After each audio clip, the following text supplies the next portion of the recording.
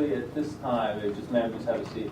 Director Guzzo, just for the benefit of the public, and so we'll allow, if you mind stepping up to the podium, maybe address some of the questions. I know, and then we'll continue. This doesn't end the public comment section, but so we can sort of do this in a rolling manner. Just in terms of, anything involving sale, this is an ongoing, my understanding, and I think most of and I think the entire board's understanding, is this is an ongoing negotiation. So, discussions of, certain parts of the RFP are just not proper at this time because it's an ongoing sale process. Director? Thank you, Mr. Chairman. Well, I've done my best to take notes, and if I've missed, and I'm sure I have, if we can just have individuals see me, and we'll come back up and try to answer those questions.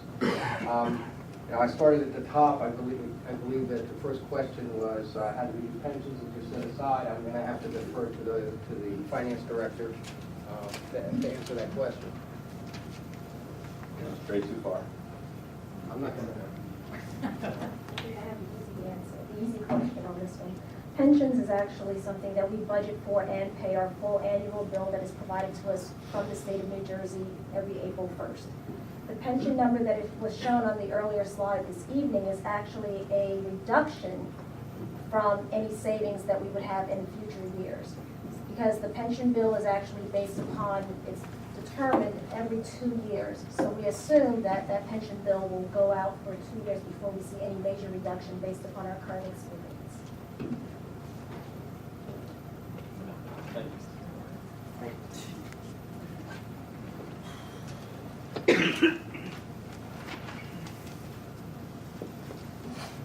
I'm going to just flip out of order because at my age I remember the last things I've heard, so I'm going to try to go from there. Best you can, sir. Thank you. The last gentleman I believe that came up, I think recognized that he was a bidder. But there's a couple things that we need to clarify as a part of the process. The appraisal that was mentioned in that CHRE report was an estimate from them. It wasn't a true appraisal, and it was noted as such. So if you based your figures on that, that was what you did.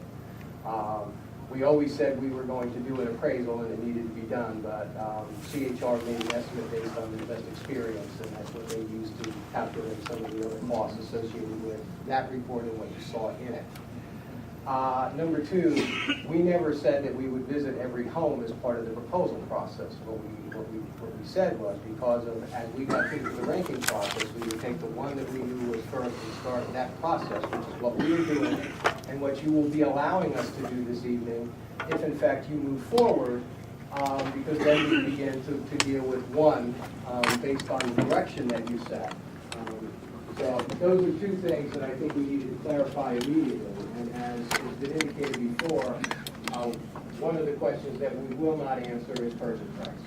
What anyone put in there. Director, just one clarification in Yes. terms of the quality of care.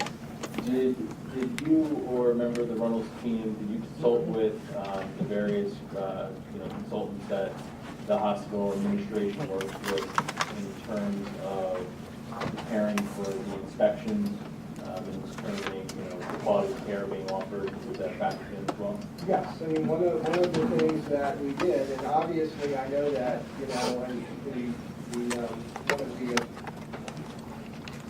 one of the women that came up to speak earlier, was there last night, and that was an issue. One healthcare facility was visited by me, and that was because we knew just within the last week or so where that evaluation was going, and we wanted to start concentrating efforts towards that as we go forward. However, one of the things we did in addition to the nursing home compare is talk to those individuals that have worked not only with us as a consultant in the hospital, who has a good feel for all of the proposals because she works statewide. She helps us prepare for our surveys. As a matter of fact, is working with the team now, and went through the process with her and had her opinion given on if we were going to go here, how did she feel about that particular proposal. In addition to that, there were other people that we know that have experience in the industry including a former nursing administrator, nursing home administrator from this county, who has experience in this area too. So it wasn't just the looking at the place and making a decision based on one visit to one of the proposers. It was going there. I did that.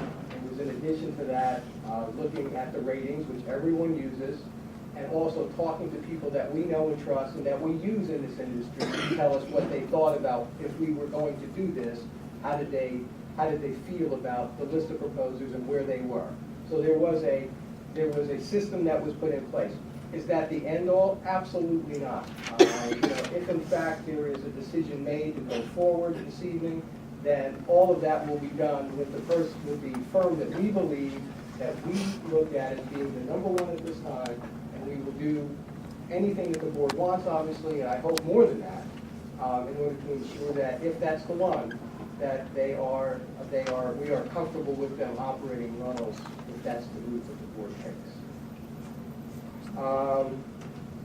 There was a question about number of beds reserved, what was the number of employees expected in terms of a post-employment plan. We did receive those staffing plans, but they are negotiable. So what they gave us, we saw, we have them. They're not there because that becomes part of the negotiation with whomever it is that we are going to use, which, as you know, the center at this point, again, if the board gives the go-ahead to the improvement authority to do so. So we don't see numbers there at this point because those numbers will change as they get into the negotiation. I say we, it will be me, but it'll be the people that are going to be charged with that responsibility. Beds reserved, that's another issue that we will talk about when we can. Obviously, the one thing that you know for sure is we all should know for sure is one of the absolute tenets that we were dealing with in this whole process was that no resident would be displaced at all as a result of that, ever, for any action that was taken, whether it be sell or any other iteration thereof.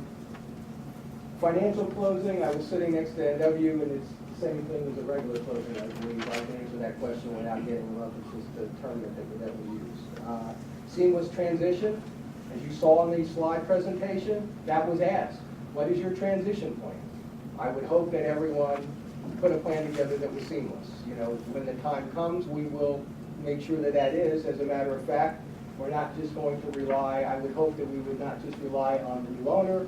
We will also use those people that we know, including the consultant that I spoke about earlier who does transition plans to help us with a transition, us being the county, if in fact we get to that point. Let me see. Turnover rate. It was a question, I guess. I don't know how I can comment on a turnover rate. Some have high turnover rates, some do not. It depends on the nursing home, depends on the company. I don't know what comment. Is there turnover rate? Absolutely. Is some areas higher than others? Yes. But why? Why? Ma'am, excuse me. Thank you.